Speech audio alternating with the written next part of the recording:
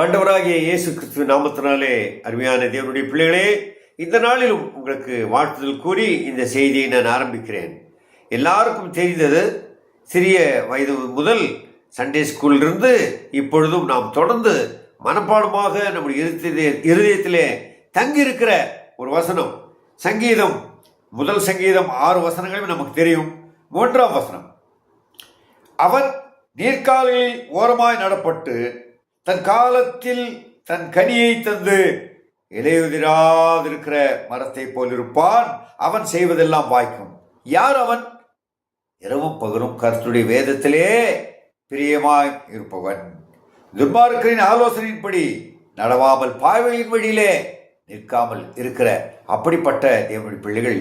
இலை உதிராத மரம். அப்படி என்றால் எல்லா காலத்திலும் மழை அடித்தாலும் பெரிய காற்றடித்தாலும் எப்படிப்பட்ட சூழலிலும் அது தன்னை காத்துக்கொள்வது போல, இலையுதிராத அந்த ஆசீர்வாதமான மரம் இருப்பது போல நம்முடைய வாழ்க்கையிலே சோதனை காலங்கள் உண்டு, வேதனை காலங்கள் உண்டு, நோய்களின் காலம் உண்டு, வறுமையின் காலம் வரலாம், போராட்டங்களின் காலம் வரலாம்.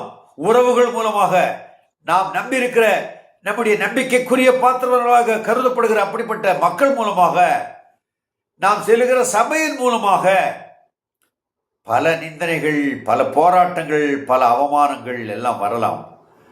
எந்த சூழலிலும் நான் மன ரம்யமாக இருக்க கற்றுக்கொண்டேன் என்று சொல்லி பிலிப்பியரிலே நாம் வாசிப்பது போல, இலையுதிராத மரத்தை போல பிறருக்கு ஆசீர்வாதமாக இருக்க தேவன் நம்மை பலப்படுத்துவார்.